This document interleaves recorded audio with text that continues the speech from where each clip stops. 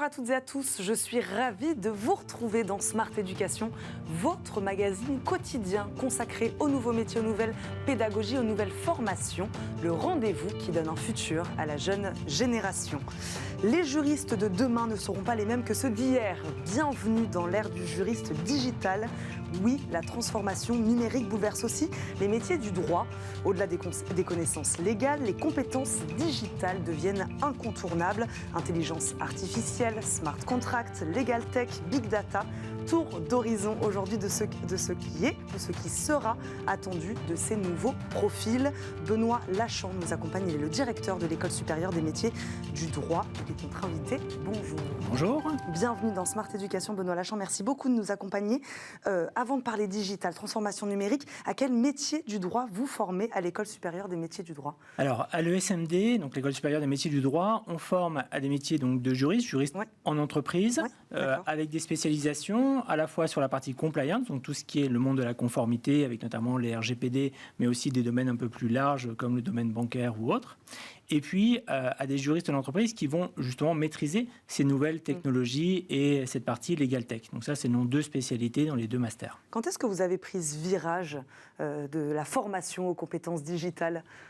Mais en fait, ça vient de ce constat et peut-être aussi à ce moment, quand on a pris cette décision, c'était au moment où la pression était relativement forte au niveau de la RGPD, où on voyait bien que les entreprises, elles avaient du mal à cette mise en place parce que les compétences qui étaient nécessaires pour une bonne mise en place RGPD, c'était à la fois des compétences de droit, des compréhensions de la réglementation, de son évolution, de sa mise en place, mais c'est aussi une très bonne connaissance de l'entreprise, des métiers de l'entreprise et aussi de l'humain.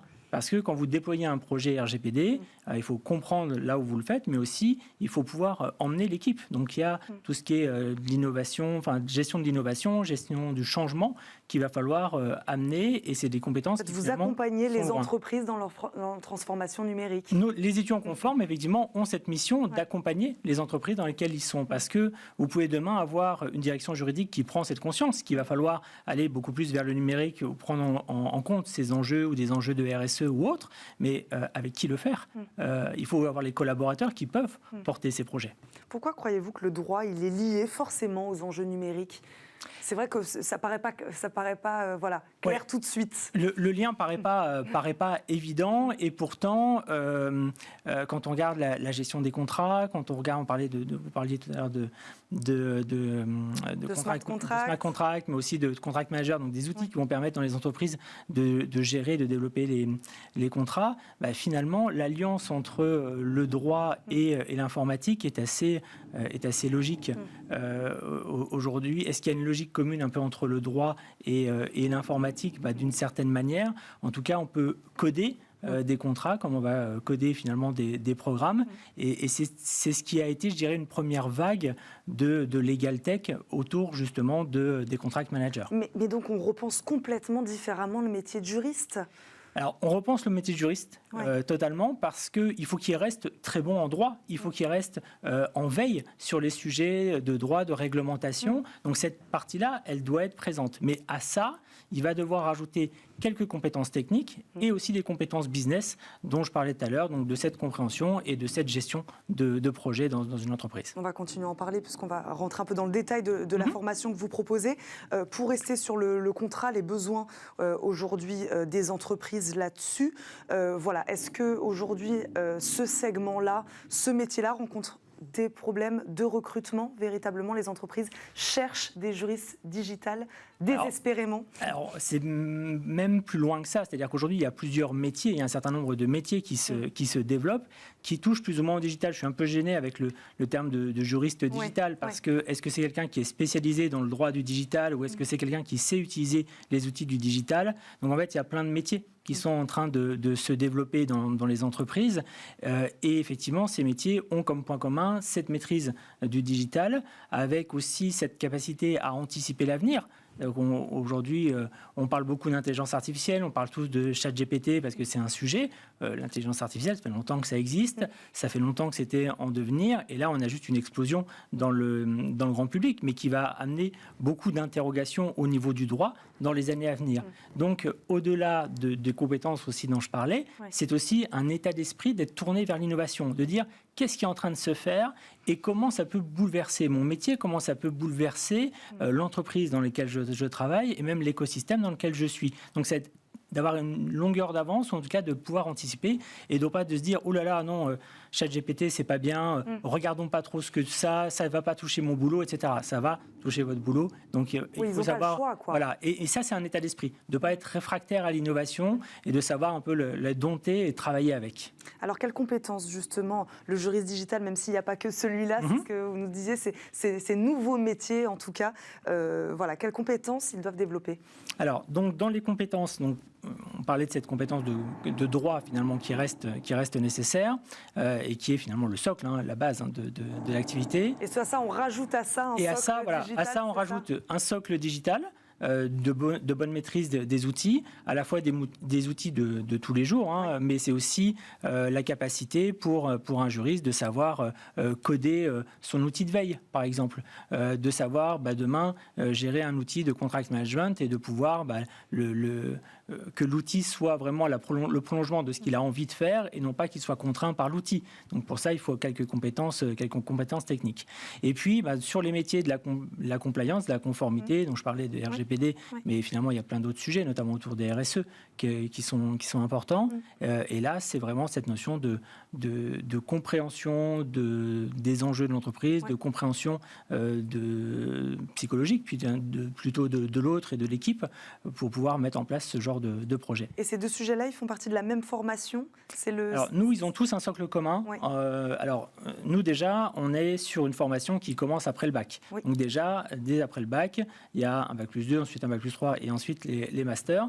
Et dès le début, on va travailler cette compétence à la fois de technique de droit et à la fois de compréhension de l'entreprise et d'être utile en entreprise. L'ensemble des formations sont accessibles en initiale ou en alternance. Donc on a, dès la première année, quelques étudiants qui vont être directement en entreprise pour pouvoir mettre de manière concrète, finalement, ce qu'ils ont appris dans l'école. Quelles sont les entreprises qui recherchent actuellement ce genre de profil? Vous avez tout type d'entreprises. C'est essentiellement... C'est forcément des entreprises de la tech, c'est vrai qu'on pense start-up. Non, pas du tout. Alors, pas du tout. C'est plutôt des grandes entreprises. Aujourd'hui, les entreprises qui vont prendre nos étudiants, on va avoir notamment sur les bacs plus 2, on va avoir aussi des notaires ou des avocats qui vont pouvoir se dire on va bénéficier de personnes qui sont vraiment directement opérationnelles, qui ont une vision de l'entreprise et qui vont être assez efficaces. On a été surpris, par exemple, dans l'école, de voir les responsabilités qui étaient données, même à nos étudiants de première ou deuxième année. C'était un peu la surprise. Nous, on pensait qu'ils allaient faire juste de l'assistanat un peu basique, et en fait, pas du tout. Ils sont vraiment dans des responsabilités, dans l'aide à la rédaction de contrats, dans la mise en place d'outils aussi digitaux. Donc, finalement, ça va plus loin. Et puis, bien sûr, la formation se continue vers les masters et avec ces deux spécialités. Et dans ces deux spécialités, on choisit finalement en deuxième année. La première année, c'est aussi l'occasion de découvrir les deux pans de ces spécialités. On a parlé d'intelligence artificielle, on entend aussi beaucoup parler de blockchain, d'open data. Donc tout ça, c'est des thématiques aujourd'hui qui sont enseignées dans votre école, dans Aujourd'hui, on a un cours par ensemble d'IA et droit. Et donc, c'est un cours qui va d'ailleurs se renforcer l'année prochaine et qui suit, je dirais, la réalité de la législation actuellement sur l'IA, mais qui aussi fait de la prospective sur les différentes évolutions. On a parlé un peu du cursus de formation. Je sais que vous adoptez aussi une pédagogie un peu plus innovante, un peu plus moderne aussi, classe réduite, projet en groupe, c'est ce que j'ai vu. Comment ça fonctionne et pourquoi finalement de travailler de cette manière-là, c'est aussi lié au sujet dont on est en train de parler?